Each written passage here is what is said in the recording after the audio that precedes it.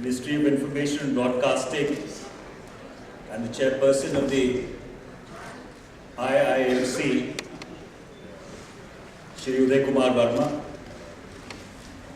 the Director General of the IIMC, and an old friend, Shri Sudeep Tandon, former chairperson of this august institution, who's present here, Mrs. Tara Sinha, the faculty of this institution and the campuses which IIMC has around the country, students, friends, ladies and gentlemen. A convocation is invariably and usually a very solemn occasion. And so therefore what happens is that every minister is then given an address which is invariably written down by extremely bright and competent staff officers, which you're supposed to read out.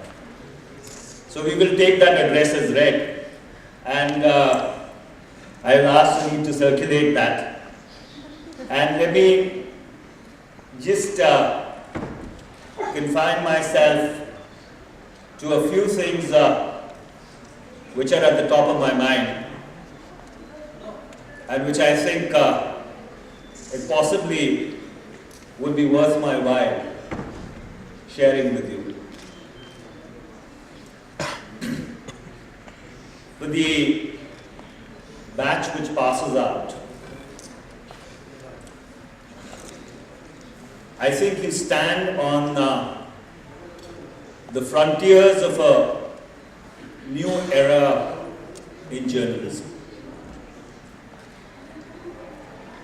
And that era is essentially going to be defined by 5 attributes as we go along this journey over the next 2 decades. And those are not exactly in any chronological order, but as I jotted them down, the magnitude of the medium, the technology, your role in it, the ethics of it, and of course, the quintessential debate on regulation. And let me start by dealing with each of these issues one by one.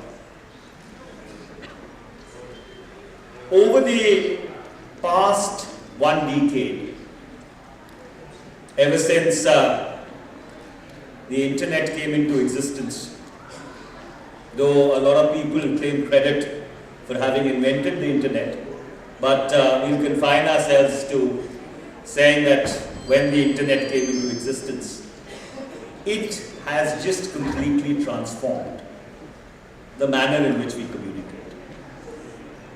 Yesterday, when we were reviewing the Directorate of Audiovisual Publicity, I asked our Director General, who's present here, as to what is the print empanelment with the DAVP.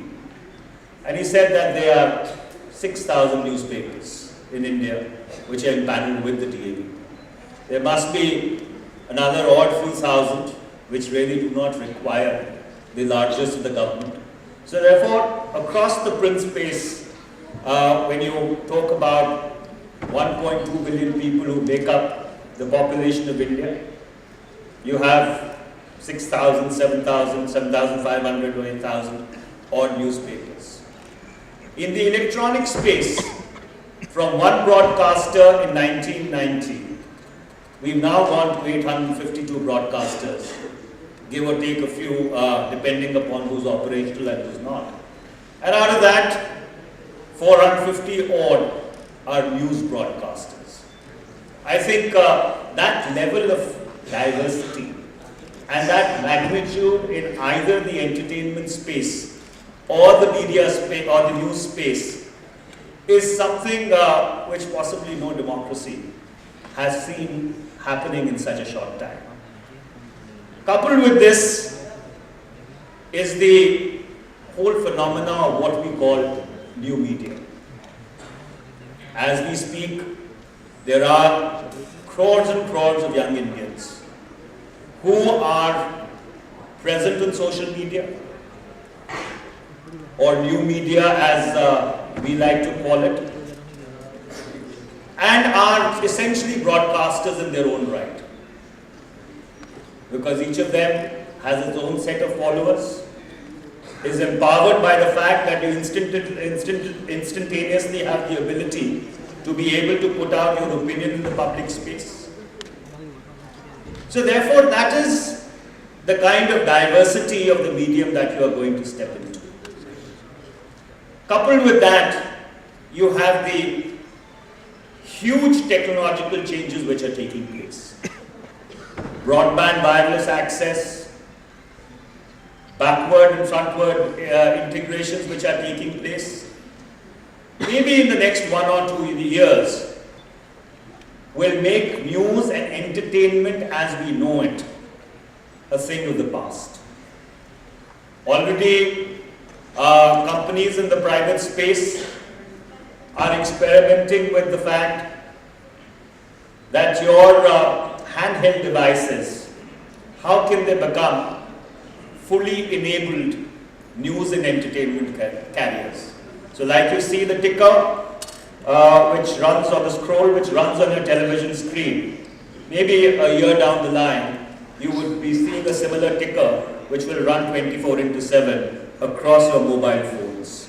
So therefore, news as it is disseminated and news as it is consumed by the recipient, and then his reaction to it, is going to be completely transformed by technology as we know.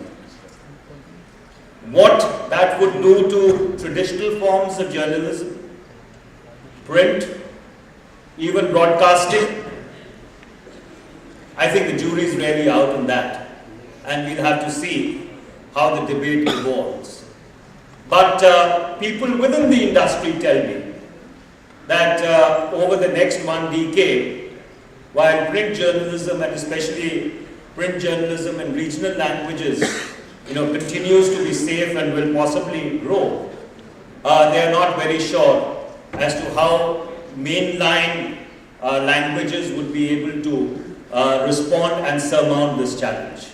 So therefore, as you step out, and that's why I said that you are standing on a new frontier of journalism where technology is redefining it on a daily basis. Under these circumstances, I think it's very important that you figure out a role for yourself. That how exactly would you want to adapt to these changing circumstances? Because as all of us know it, there is a certain theory, or there's a certain academic curriculum, and there's a practice. And when I passed out of law school and started practicing off as a lawyer, I unfortunately, much to my regret, learned that whatever had been taught to me during those 3 years was not very relevant to what I do. I hope that is not the case, with the IMC curricula. But I think it's very important that you need to figure out a role for yourself. And when I talk about figuring out a role, there is tremendous scope for innovation. There is tremendous scope for incubation. And there is huge potential, even in the media and entertainment space, to become first generation entrepreneurs. So therefore, while a secure job, a secure career, is something which all of us aspire for, all of us look forward to, these changing paradigms, before they settle down and crystallize, and people end up making their $1 million a couple of times over, you have the opportunity to be able to figure out a niche for yourself and step beyond the traditional roles or the traditional confines of what your academic curricula or your growth trajectory has really offered. And within this larger paradigm of magnitude, of technology, of the role that you figure out for yourself is the question of ethics. I don't think it really lies in the mouth of a politician to be talking about ethics, but it is something which I believe is imperative, and it defines each of our individual actions. I do not believe in self-flagellation, and I don't only hold the mirror up to the media. I think what we've seen in terms of aberrations represents a general decline in societal standards across the board. But within that, since people in the information dissemination space or in the media space do have a larger responsibility in terms of not only digesting content, but then before disseminating it, doing it in a manner which is both responsible but at the same time candid, is the ethical challenge which really has to be figured out. It's very easy for me, or it's very easy for people who criticize to talk about repetitively about breaking news syndromes, about sensationalism, about TRPs, and the corrosive effect that it has had in the public discourse. But unfortunately, those are realities that we live with. And those realities have to be transformed slowly and gradually without compromising the remit of Article 19, which is fundamental to the broad basing and the consolidation of any democracy. But then, if we do decide that we will do it in a manner which is consistent with our personal ethical standards, I am reasonably confident that when you would look back 2 decades down the road, you possibly will feel that you are a much more self-fulfilled individual rather than somebody who's maybe made it up in the rat race that all of us are in, but had to cut quite a few corners on the way. So I think ethics is something which lies at the heart of how do we chart out our journey. And then, coupled with that, is something which you will have to deal with as you go along. This whole question of regulation of the media space. Instinctively, if you ask me, I differ on the side of self-regulation. I would like to err on the side of self-regulation because I feel that it is extremely pernicious and it is extremely dangerous to start drawing red lines. Because I may draw a red line here and somebody may decide to draw the red line a little far to the right or far to the left. So therefore, but within that, how self-regulation needs to be broad-based, how self-regulation has to be consolidated, and is there or can there be a happy marriage between self-regulation and some sort of an overarching statutory architecture, are questions which are going to be at the forefront of the media debate in the next 5 or 10 years. There is a point of view which feels, and maybe rightly so, that government is a big brother. Government is a predator. And government should keep out of the media space completely. It has no business being there. It's a valid argument. It's an argument which I personally respect. But there is another point of view. And that point of view says that there is no sector which should be left out of the remit of statutory regulation. And the example which is often given is that the creative potential or the animal spirits are best exemplified by the manner in which stock markets behave.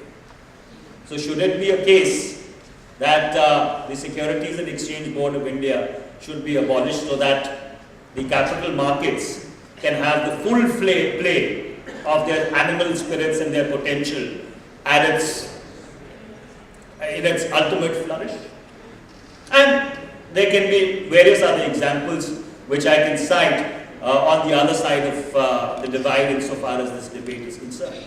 So somewhere along the line, as we go forth, this is a professional issue which you would need to reflect upon, and based upon your experiences, I think you will be in a position to really enrich the national discourse on this question, which is even agitating the minds of some very serious media professionals.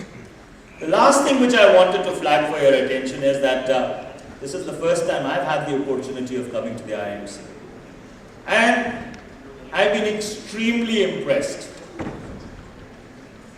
by the little I've seen of the campus and what both Sunit and Mr. Verma have told me about the legacy of this institution.